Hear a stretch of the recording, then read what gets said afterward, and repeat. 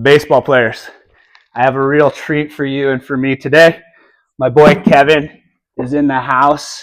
Kevin is a multifaceted elite athlete because he's pitcher of the year for the RMAC. Is that right? Yep. Colorado Yes, sir. School of Mines. Yes, sir. We both went there. But the other thing is he actually understands the physics behind pitching and athletic performance. So I'm super excited to pick your brain today and to share with our friends just all of your vast knowledge, wisdom, and playing experience. So first off, I want to start with gratitude, man. I know you have so much on your plate to do, and I'm just humbled that you are taking your time to come share wisdom with me, share wisdom with our friends. And I'm also excited to learn from you. So if you would just start with your background and your baseball journey, like day one, where did it all start? Yeah, of course. Well, thank you for having me, Joe. Thank you. I'm very appreciative of this for myself as well. So baseball background, my dad had a bat and ball in my hand by the time I was 2 years old. So just whole life, been around the sport, grew to love it, competing, and growing and seeing myself succeed, wanting to get better as an athlete, as a person, challenging, physical, like exercise and mental workouts pretty much. And that's one of the things that I love about baseball. Okay, so when you say you fell in love with it, at what age would you say where it turned into more of me just out on the diamond having fun with my friends to where it became like a burning desire, passion for you? I bet the best way to say this would be in middle school. I knew I wanted to play baseball in college. So probably about then was when it became this is not just a for fun thing. Like, I want to be good at this. I want to continue past the point that most other guys don't. Okay. Where did your little league adventure start? Way back, Southeast Denver Baseball League. My dad was a coach. He coached me from way back T-ball all the way up through 9-10 years old. Just little parks. We'd go out to little parks and play. I can still picture the fields. Yeah, little tiny baseball parks. Yeah, that's where it all started. Awesome. So shout out to your dad for his time invested in coaching. Big time. Yep, he coached a lot of hours for me. I love that. And I just want to give a shout out to all the coaches out there who are volunteering their time. So many of them are just out there for love of the game. Oh yeah. And absolutely. I just tip my hat to all of those coaches, men and women. It's just an amazing thing, and it's what makes sports possible. For sure. For sure. So you played at Overland. Mm-hmm. Take us through your adventure from freshman year to senior year there at Overland High School. Mm-hmm. For sure. So Overland, from a baseball standpoint, where it's not historically been the most successful, but for me, what that allowed me to do and grow was I got to compete on varsity starting right away. So I was thrown right in. I got surrounded by some good dudes my freshman year who took me under their wing as seniors, and got to compete right away. And even though maybe on paper we didn't have the most success, it allowed me to grow. It presented challenges that, you just have to face. And throughout those 4 years, I got really close with some buddies who were my age and got to grow and learn and compete with some brothers alongside me. And by the time I was done, I had offers to go play in college. Okay, awesome. Yeah. Before we get to the college offers, mm-hmm. When did you start taking your baseball training seriously, where it became a daily thing, a weekly thing?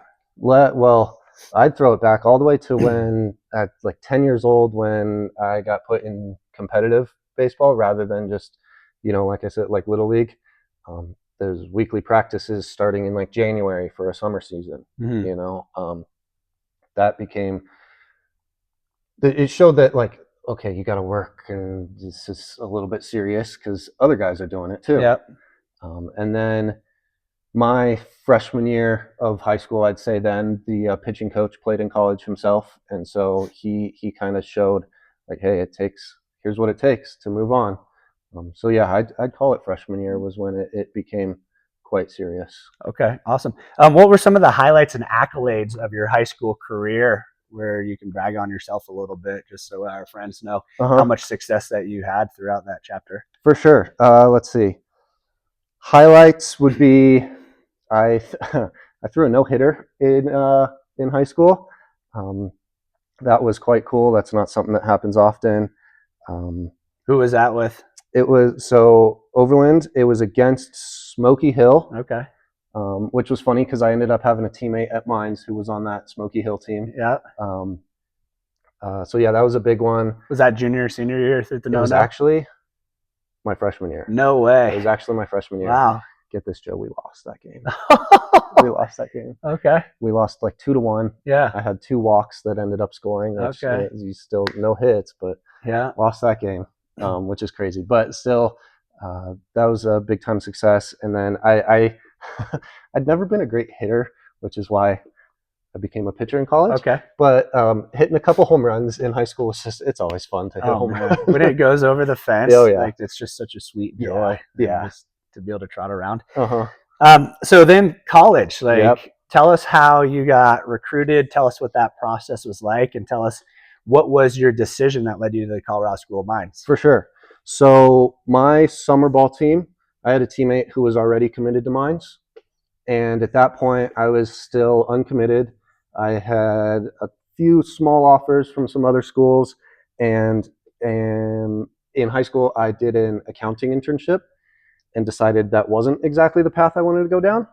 And engineering was my other big love. I've always been a guy very interested in how do things work. Why does something do the thing it does? Why does a piece of performance equipment perform the way that it does?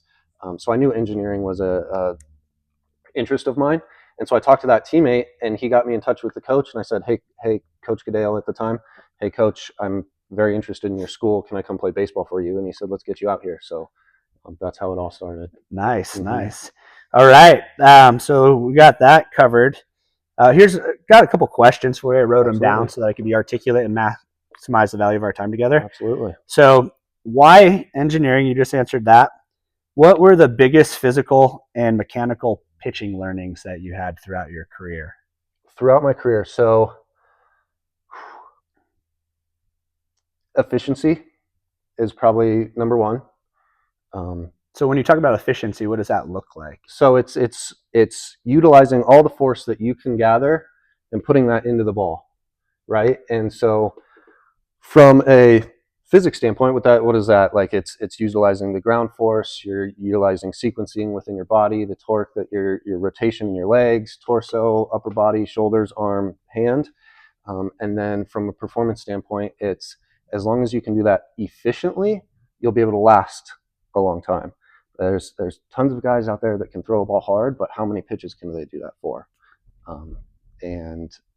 So learning how to do that efficiently is, I think, one of the most important things about pitching and a standout. Awesome. And that just goes right into the next question. Biomechanics meet real life. What are core biomechanics of efficient pitching? Okay, yeah. Using the ground to your advantage, using we call it hip-shoulder separation. It's where the force that you build up in the ground, it goes pretty much, just think about it as starting from the ground, going all the way up through the tips of your fingers, utilizing that force in your legs, the rotation that you're starting with your legs that you hold off in your upper body. Mm-hmm. You kind of treat your upper body as a slingshot, and then you'll turn around your left hip and get your arm out in front and work your way down the mound. Okay. Yeah. So what would be the best way to like bring that down to layman's terms for like somebody who's like 10 to 12, understanding what you just said, which is a pretty advanced physics equation of torque? Okay. 10 to 12, how best to describe this? I would describe it as, it has nothing to do with the baseball, but maybe it would help a 10 to 12-year-old make sense, is how are you going to broad jump the longest? You have to use your legs and really all that force from the ground. You're not going to just jump with your arms. And so that's kind of what, just to equate like how important your legs are to a 10 to 12-year-old when throwing a ball. That would be probably what I would say is like you really have to throw away the idea that you're throwing the ball with your arm and get it into your head that you're throwing the ball with your legs. Awesome. All right. Next question, like torque and angular momentum and ground force. Okay. Like what is the best way to create the skills and competency around all of those things? Okay. From a training perspective, yeah. So best thing that I could probably come up with is learning how to rotate in between your landing spot and then your upper body. Some great training and exercises that we always did were med ball throws into walls. Tons and tons and tons of those. But really the learning of not tipping your upper body over, but keeping those shoulders level and you're twisting at your hips and your shoulders, like I said, hip shoulder separation. Okay, awesome. Where do you feel like most young pitchers can improve with all of these things? Well, I think you could probably come up with the answer, but staying in your legs. Like I said, young guys, your biggest loss is throwing off your front foot, tipping over. If you can stay back, use that ground, use that force that you can build up from the ground into your legs up through. So I think that's where most young guys lose their force. Awesome. This is great stuff, man. I really appreciate you breaking it down. Of course.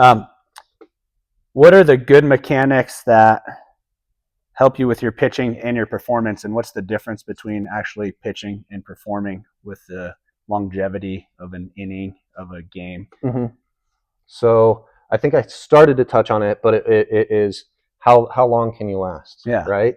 Any guy can go out and learn to throw a ball hard, but can you do it accurately and for a long time? One of the things that I think I am pretty proud of, like myself, is that I was able to last well up to and into the hundreds of pitches, and that takes a lot of time to build up to, but it's because with an efficient motion and mechanics and utilizing that physics and force within your own body efficiently, you can do it for a longer time than some other guys might be able to.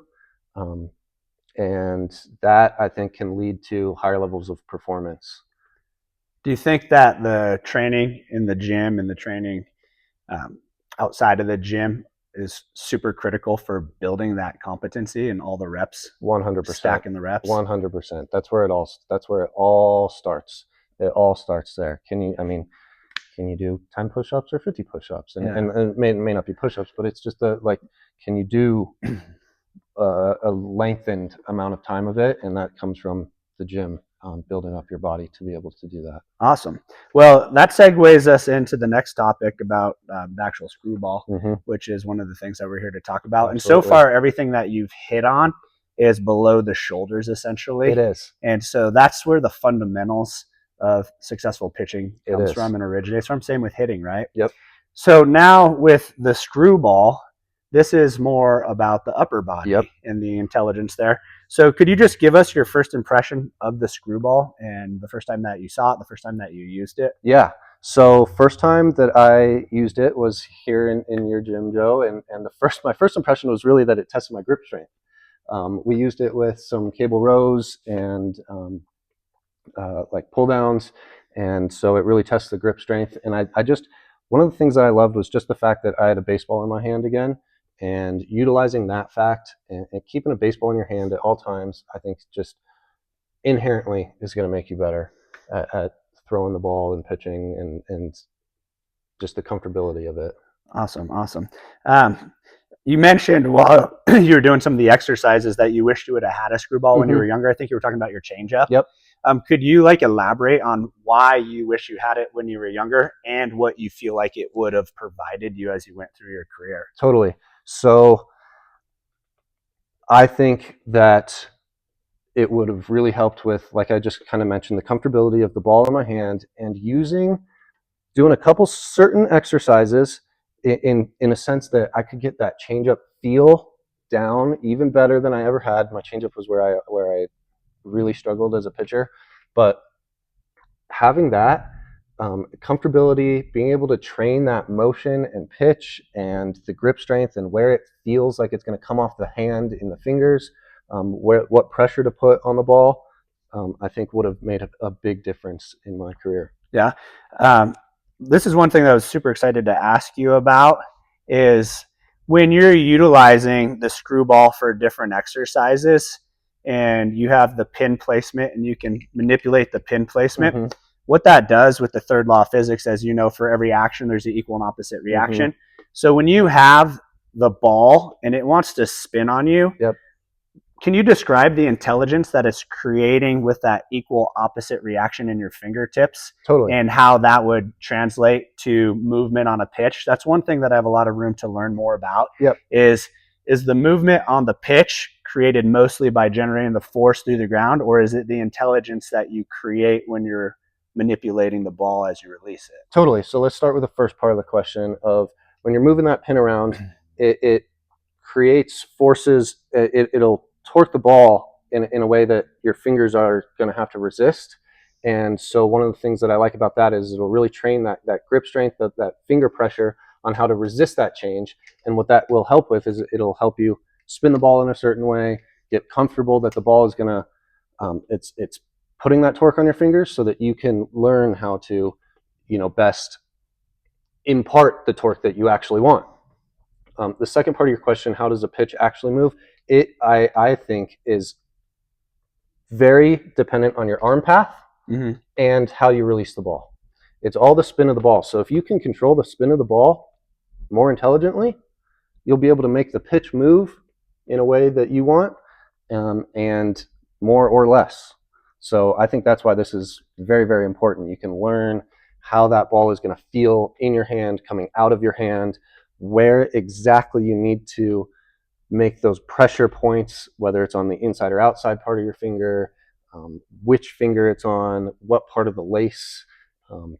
That those are all super duper important things. And the better that you can get that ball spinning in the way that you want, it'll do the things you want and dance around a little better. Yeah. That's like one of the things as I'm gathering empirical data, working with some high school baseball and softball players. They're being tested on their spin rate, which was a new catchphrase for me recently.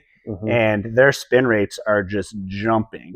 And so my hypothesis, which you're validating, is that because you're creating those force vectors in the fingertips that are equal and opposite to the way that the pin wants to spin on you, you're gaining like neurological intelligence in those fingertips. And so I just was curious, like what percentage of the movement comes from your actual relationship between your grip and the ball? Tons, all of it. Awesome. All of it. Yeah, it's all how it comes out.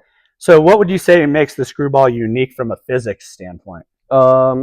Biggest thing is it changes the lever arm that you're using. Depending on how you use the SkrewBall, and one of the things that I like about it a lot is you can use it in so many different ways. You can use it as a strength building exercise. You can use it as a warm-up, as a recovery. We'll talk. I want to talk specifically about warm-up and recovery to answer this question. It increases the lever arm of your arm, and so one of the most important things that you warm up and recover are your rotator cuffs. I know I talked about a lot about the force that you use as your legs, but your rotator cuffs and the upper body of your arm is still very important. You need to have it in the right sequence and positioning. And the rotator cuff, warming those up in the right methods and properly is very, very important. And so by increasing your lever arm compared to traditional exercise equipment or bands, it really allows the user to warm up and recover those muscles a little bit better. So when you were doing your warm-ups previously, what would be exercises that you would do to get warmed up? So I'd do tons and tons of, we just called it eyes, Y's, T's. I, Y, T, lots of tricep. I would, even with the bands, be in my own pitching motion, a lot of pitching motion, circles, anything to get all your joints warmed up and moving around, maybe even put in a slight stretching positions. And that's what I would do. So when you're talking about lever arm and you were describing the mechanics from the ground up of the pitching, essentially what you were describing, in my understanding, and you said a slingshot, is your lever arm is going from your foot all the way up through the entire kinetic chain of the body. So the more length that you have, like force and torque is the lever arm multiplied by the force. So the longer the lever arm, the more torque you're able to generate, right? Exactly. And so that's one thing I love about what Kevin was describing for younger pitchers is you are the lever arm. Yep. And then your arm is an extension of the lever arm. So when you're utilizing the SkrewBall and you're increasing the lever arm of the training modality, you're actually increasing the torque that you can generate because, one, you increase the lever arm, and two, you're increasing the force because of the increase of distance that the band is now moving. Exactly. Awesome. Exactly. Like, this is gold. This is gold. It's so rare when you find somebody who is as an elite athlete as you are, Kevin, who actually understands the biomechanics and you're able to clearly articulate what's going on. And that's why I was so excited. And when I first got to work with Kevin, I got to tell you, I knew he played at the School of Mines, which is huge props. It's a great program and it's an incredible school academically. And to get into that school, you have to be performing at an incredibly high academic level. And to play sports at that school, you have to be very, very, very talented. And the reason why I went to the School of Mines is because the football coach at the time, Bob Stitt, said, if you can go to the School of Mines and play sports and graduate, there's nothing in life that you'll be unable to do because it's that challenging of a feat to perform that academically and that athletically. So kudos to you. And then Kevin's such a humble guy. He never mentioned until the end of the workout, when I've been showing him all this stuff, that he was pitcher of the year for RMAC. Yep. And just like, let us know what you had to do to be the pitcher of the year for the RMAC really quick before we get into the next questions. Yeah. So it just took a lot of the support from everybody in the program, the weight coaches, my pitching coach, teammates, and a lot of hours outside of the actual practices and games. Just doing work on your own, whether it's your own strength training, your own recovery, your own eating the right way, and then just a lot of mental preparation. Mentally thinking about, I don't think there was a day that went by that I wasn't thinking about pitching, right? I mean, going to, in order to be prepared for the game, it doesn't just start day of. Like it starts the week prior, as soon as you're done the last time you pitch with your recovery and stuff. And so working with, trainers, the other, all the other athletic staff, really allowed me to succeed. I love it. All right, next question. How does the anchored ball improve your proprioception, grip, intelligence, and force awareness, would you say? So I think we talked a little bit about it, but it definitely giving you that neurological connection of how do I keep this ball from slipping in my own hand, is it really trains those fingers. It trains where, in your wrist, you need to be either stiff or not. Like what can you do to train the ball? And the biggest thing, that putting an actual baseball in here is so important, because it gives you those laces and seams, which you're interacting with on every single pitch. And so you know exactly what force you need to put on, where it feels comfortable, how you're going to do it. And so that really trains those neurological connections. Awesome. All right. What do you feel would have improved about your game if you would have had the SkrewBall growing up? I think it would have helped with better warm-up and recovery. I really like it. I really like it for warm-up and recovery, the comfortability of pitches, and it would have allowed, I think, if my coaches had it and were able to implement trainings of telling me exactly, like I said, like young guy, 10, 12, you don't understand these concepts quite yet. So if a coach can do it for you, hold the ball in this way. That way you can impart the force. This is what it should feel like. As a changeup, do this with your fingers. This is why it's so important. You can put the ball in your hand and train the right motion within your own hand, how it should feel, what you need to do to make the pitch do what you want it to do. All those types of things. What age do you feel like a young athlete would benefit from utilizing a SkrewBall for baseball? Any age. You think, okay, so somebody that's 8U could start utilizing it and then building up the competency around the mechanics? Any age. I agree with you, but I just really wanted to get your opinion. Yeah. All right. This is a question I'm super excited about. Oh, gosh. What are your 3 favorite SkrewBall moves that you think that the product offers that you just love to do? Okay. Yeah. So let me think. Let me get my 3. First, let's talk about that. I mentioned rotator cuffs. Let's talk about we're going to do Abduction. 90s, 90s from either in front of you and behind you. That way we're warming up those shoulders, elbows, wrists, fingers. That's probably number 1. Warming up the rotator cuffs and shoulders. Okay. Second, I think as a pitcher, we're going to do triceps along with either training curveball, supination, Okay. and then change up pronation. Yeah. Both of those. Okay. And you know, do it with your non-dominant hand too, but both of those. That's probably number 2. And third would probably be hooking it up behind you and doing your whole motion as if you're throwing a ball, just to have the resistance within the whole motion. That's going to be those would be my top. Okay. 3. The third one that you just listed off, I've never done because I just never had any consciousness of it, but I've seen a couple people on the social media doing that one. And what do you think the value of that full pitching motion is with the SkrewBall and having a ball in your hand and having that resistance through that torque that you're creating? Yeah, so because when you're throwing something, you have this extra mass in your hand, and that is imparting a force on your body in the opposite direction than you're moving it.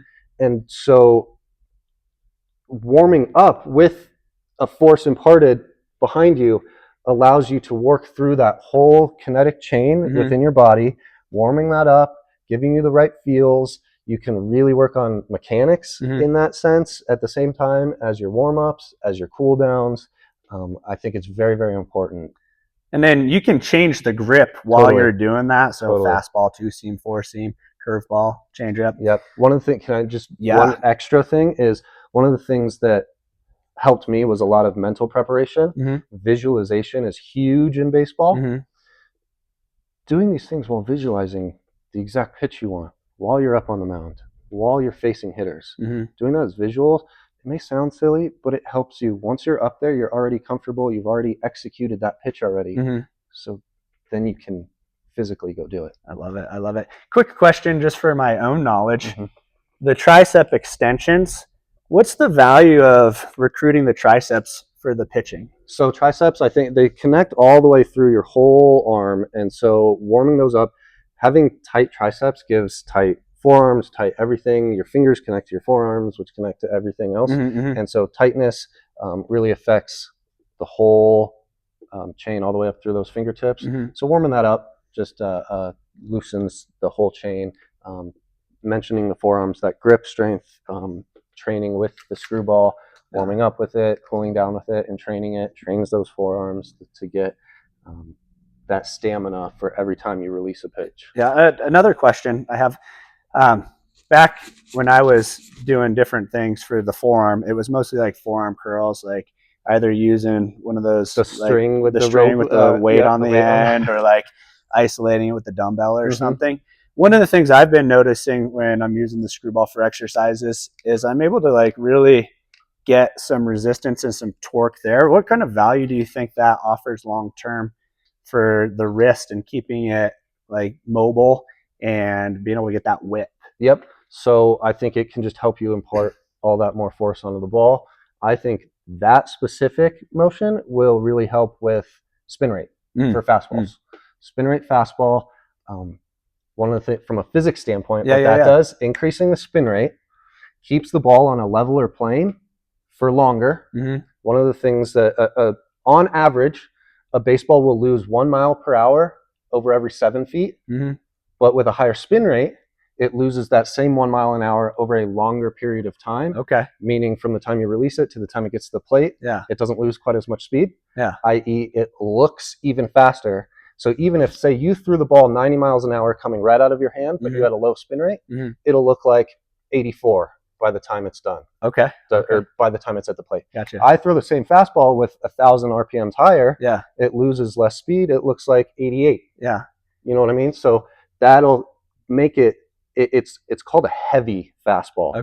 When that ball stays energized longer. So by training all these extra things, you work those forearms, you work that motion, the flick of those fingers, get the right spin rate, increase your spin rate, you throw harder. One of the things that I'm super excited about, and I gotta thank Kevin, he's helped me put together some of these thought experiments that we could work with other agencies to do validation and check for us based on different data sets, who's using bands, who's using the SkrewBall, who's doing nothing, and to get feedback, because I know you know the scientific procedure, and you have to start with a hypothesis, then you have to create a procedure to test the hypothesis, then you have to gather empirical data, and that takes time, but I'm so excited for that time to lapse because this is such new technology, and I can hardly wait to like get the data back on how much somebody's spin rate actually improves. I think the spin rate is going to be the top. Yeah, I'm super excited about that. All right. A couple more questions here for you. Yes, sir.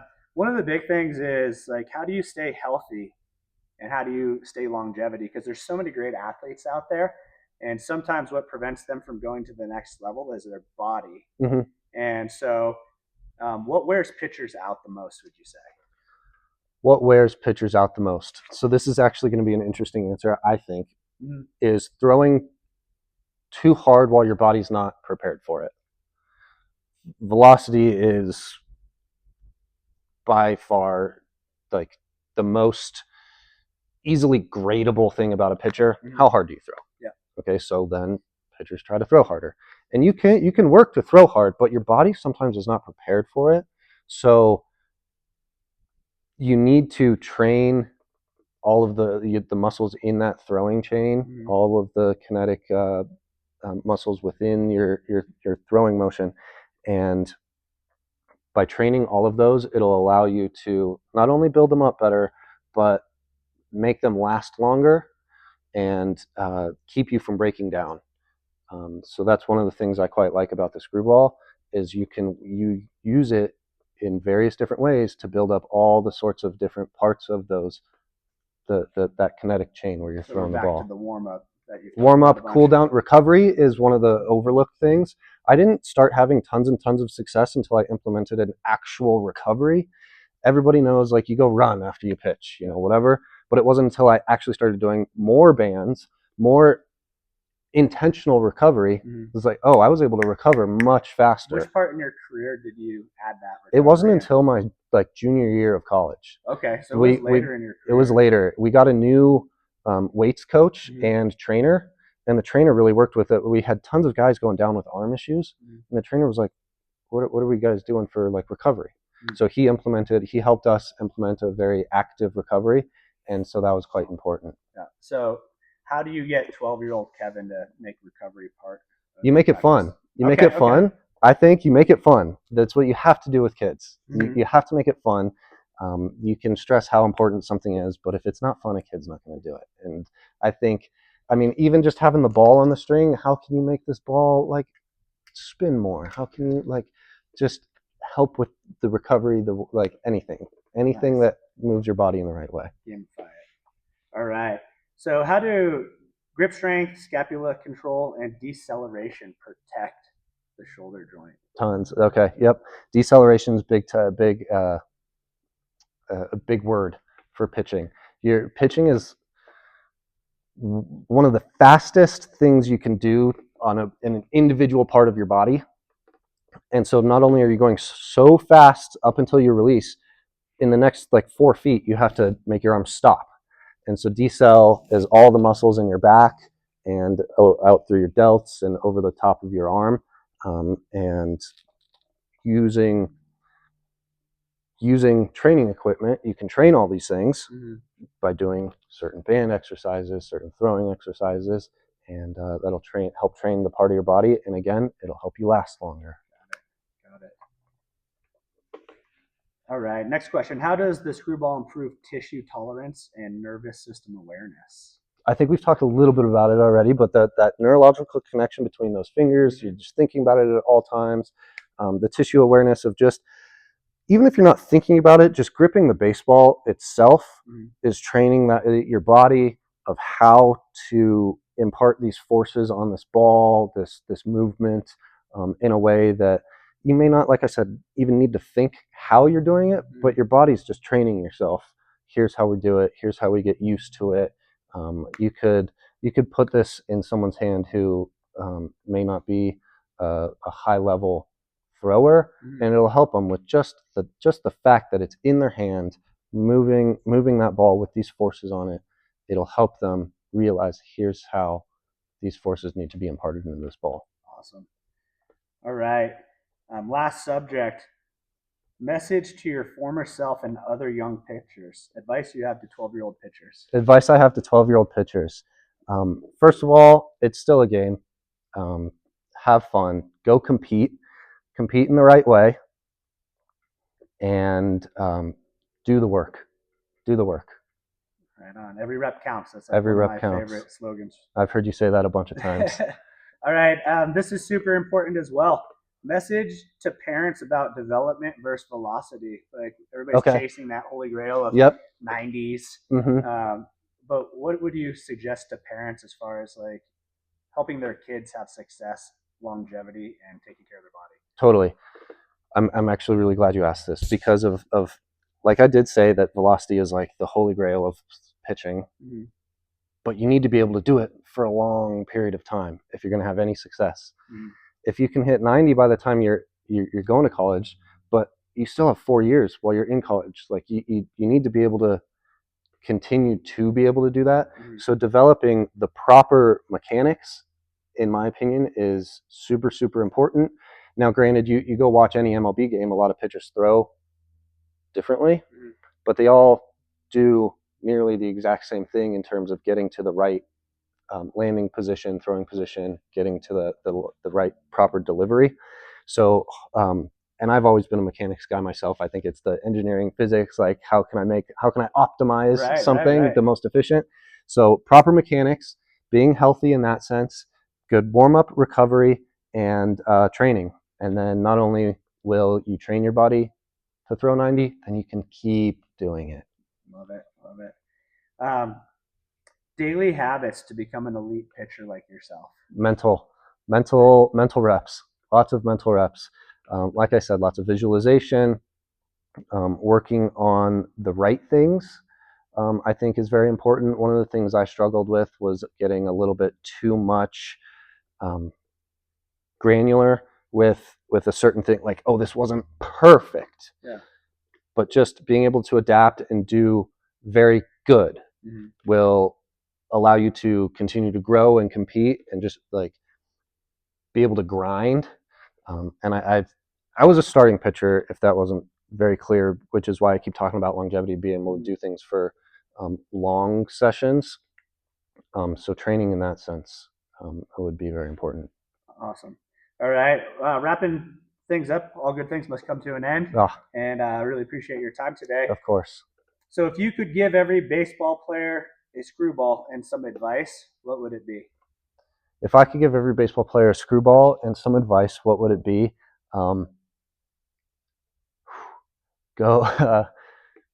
Just go use it, I guess. I mean, utilize the tools that are out there. I'd really emphasize that this will help with that mind muscle connection of having that ball in your hand, getting it into athletes' hands it'll be very important. So, how many days a week do you think somebody during the off season can do shoulder work and mobility training? I think you could do it every day as long as you have the right intentions. Working it into whatever throwing program you might have will be very important. I think you could do any sort of motion every day with it. If you do something every day, you're going to get better at it. It's going to improve that aspect of whatever you're training. Yeah. Awesome. I love it, man. Kevin, thank you so much for your time. Thank you, Joe. This is gold right here. You got an elite athlete, pitcher of the year, RMAC, and got himself into college, was able to provide resources for his economic degree, and he was able to play sports while doing it. And he's able to break down and articulate some of these advanced concepts that every pitcher, as they go through, learns about. However, to be able to actually understand the mathematics and the physics behind it is just such a blessing to be able to have you, Kevin. And like we've been talking about, every rep counts. So Every rep counts. after you're done watching this, go get some reps. Yep, go use that screw ball.